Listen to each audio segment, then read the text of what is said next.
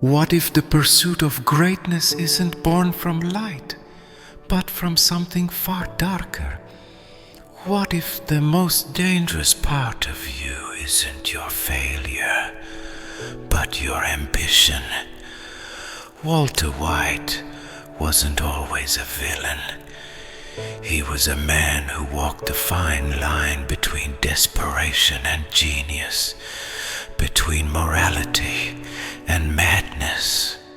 But deep inside him, buried beneath years of repression and disappointment, there lived a monster, quiet, calculating, and patient.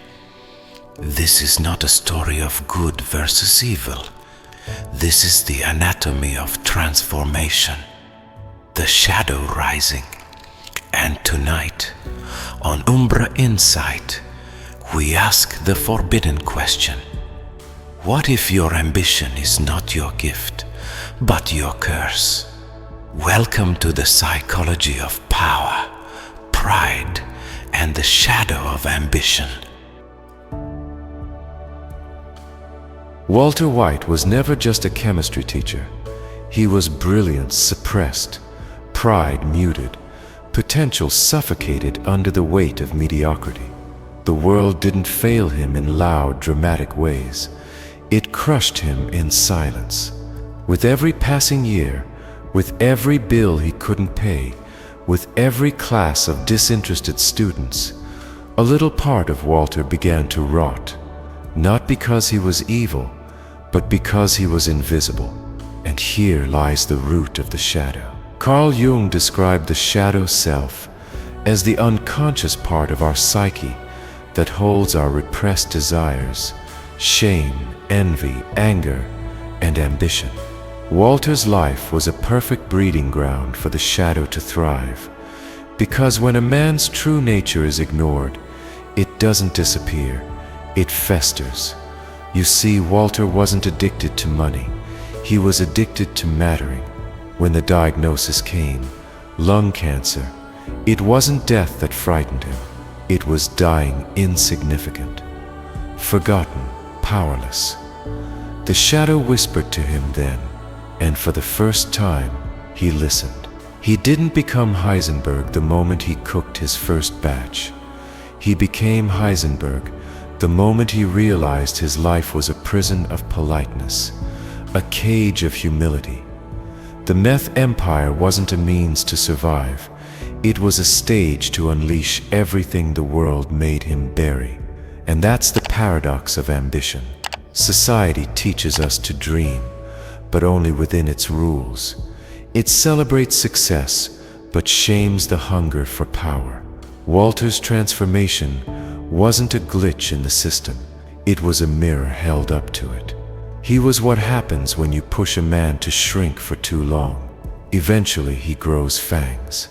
There's a quote Walter says later in the series that reveals everything. "I did it for me. I liked it. I was good at it. And I was really alive." That is not a confession. That is liberation. Dark motivation doesn't come from external rewards. It rises from the ashes of rejection, from the realization that the nice guy finishes last, that playing small doesn't protect you. It erases you. Walter's story isn't just breaking bad. It's breaking free. Free from the mask of Mr. White. Free from the guilt of brilliance. Free to become what the world refused to see. But make no mistake, this is not a celebration. This is a warning. Because when ambition is denied its light, it grows in the dark. And what grows in the dark doesn't play by the rules. Walter White's descent into darkness was not an accident. It was a slow unveiling, a return, a reversion to something primal. People like to think he changed, that the cancer broke him, that the money corrupted him, that the meth consumed him. But the truth is far more terrifying. Walter didn't become a monster. He stopped pretending he wasn't one. This is the essence of shadow psychology. Jung believed that every person carries a shadow, and the less we acknowledge it, the more dangerous it becomes. Walter's shadow was never just about ego. It was about potential denied, rage repressed, brilliance shackled. He didn't become Heisenberg to protect his family.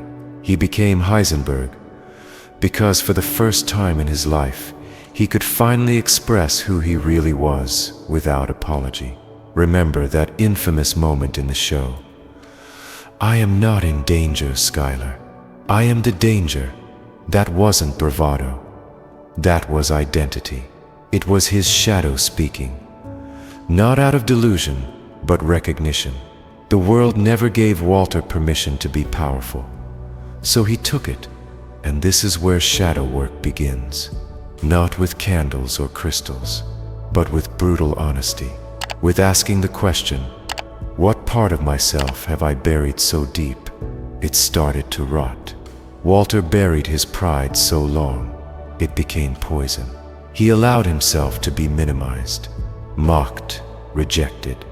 A man who built gray matter, a company worth billions, reduced to teaching high school chemistry.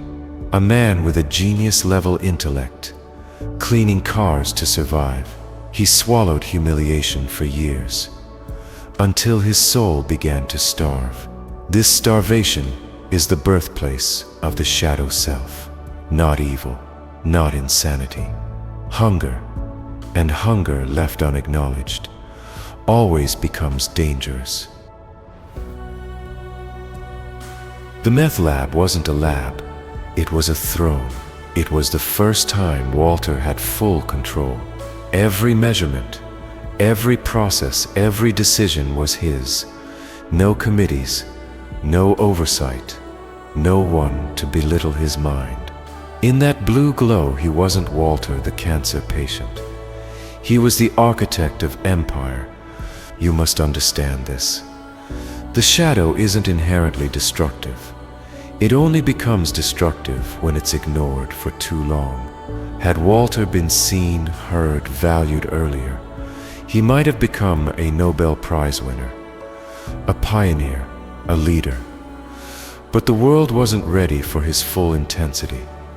So it tried to shrink him, and when a man like that finally resists shrinking, he explodes. Every lie he told, every corpse he left, every empire he built wasn't about meth. It was about voice, control, identity. There is a pivotal moment in Walter's transformation when he lets Jane die, not out of necessity, but out of judgment. She represented chaos, weakness, a threat to Jesse's loyalty and to Walter's control. So he stood there and he watched her choke, cold, silent, detached. This is not a villain arc. This is shadow integration gone wrong. He thought he was mastering the darkness, but in truth he was drowning in it.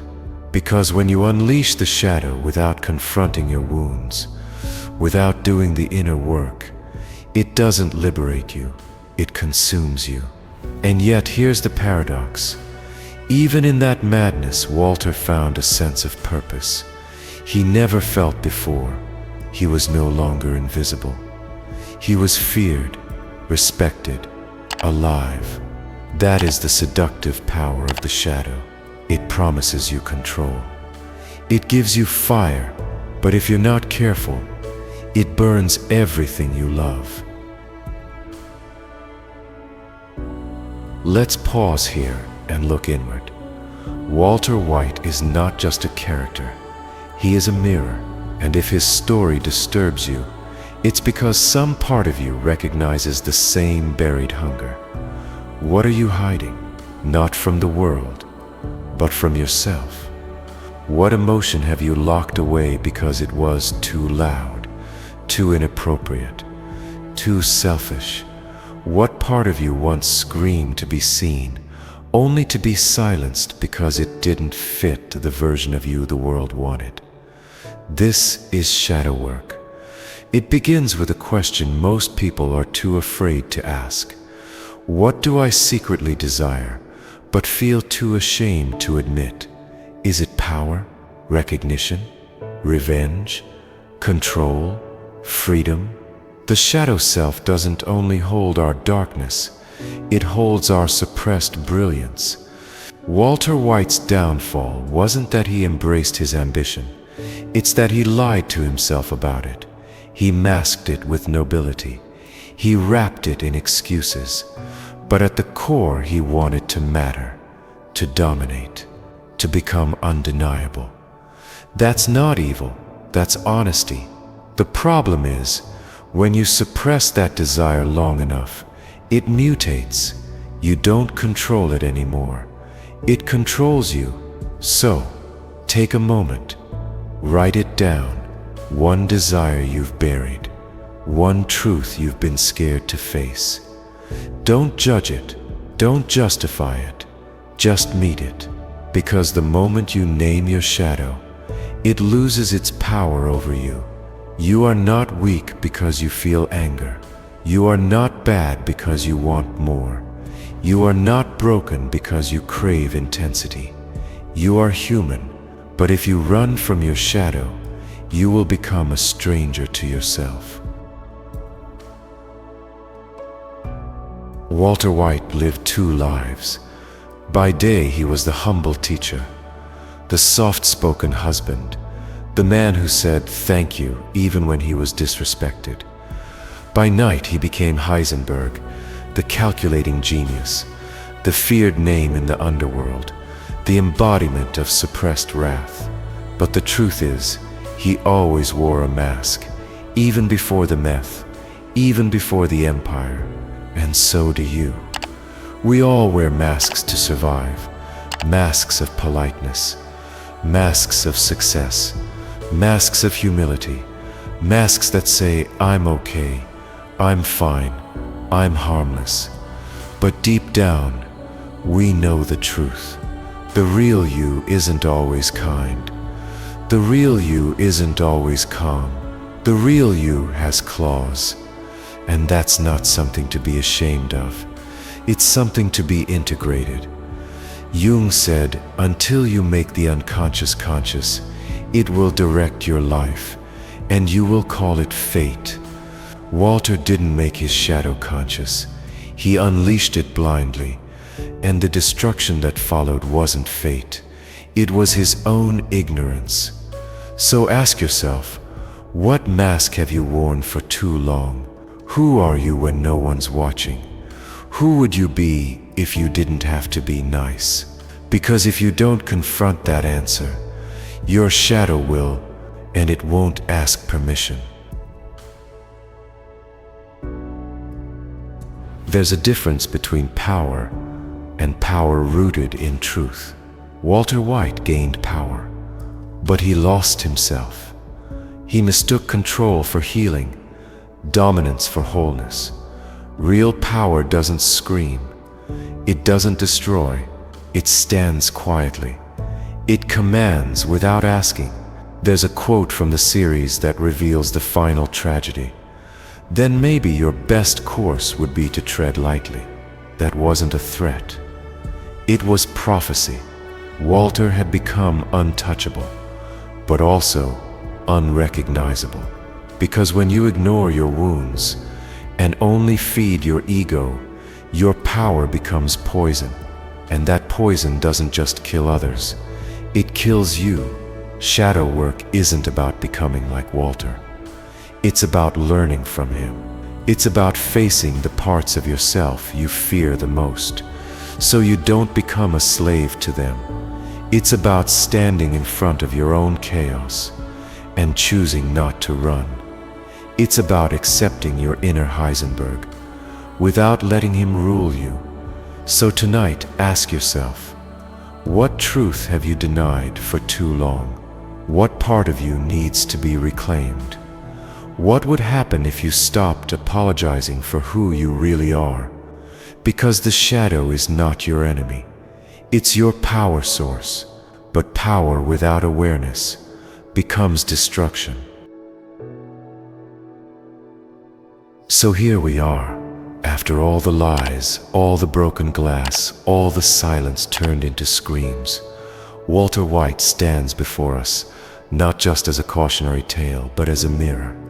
Because the truth is, we all have a Heisenberg inside us, a part of us that's tired of shrinking, tired of pretending, tired of playing nice while the world forgets our name. Walter didn't fall into darkness.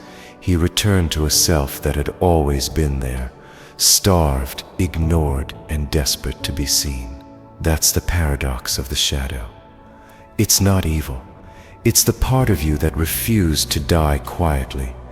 But the danger is this: if you never confront it, if you never listen to its pain, you won't control your shadow. It will control you, just like Walter. You see, shadow psychology doesn't glorify darkness. It teaches you to understand it, to harness it, to walk with it, so that it doesn't drag you down when no one is watching. Walter's story is a masterclass in power without healing, a lesson in what happens when brilliance goes unrecognized for too long, when potential is buried under years of silence and self-denial. He didn't break bad, he broke free. But freedom without self-awareness is not liberation. It's annihilation. So now it's your turn. Don't wait for your shadow to explode. Invite it in. Journal what you envy. Speak the truths you've buried. Look in the mirror and ask not, "Am I good?" but "Am I whole?" Because that's the work, shadow work. And at UMBRA INSIGHT, this is our sacred path, to walk the line between light and dark, not to erase the darkness, but to understand its power. Because your shadow doesn't want to destroy you, it wants to wake you up. So if you felt the fire rising inside, if you've ever tasted the rage of being underestimated, if you've ever whispered, "I'm meant for more," and then silenced yourself, you are not broken, you are awakening. Let this be your turning point. Subscribe to UMBRA INSIGHT and join a tribe of souls who are no longer afraid of the dark. Because in this place, we don't run from our shadows. We master them. Remember, the most dangerous people are the ones who know their darkness and choose to wield it with purpose.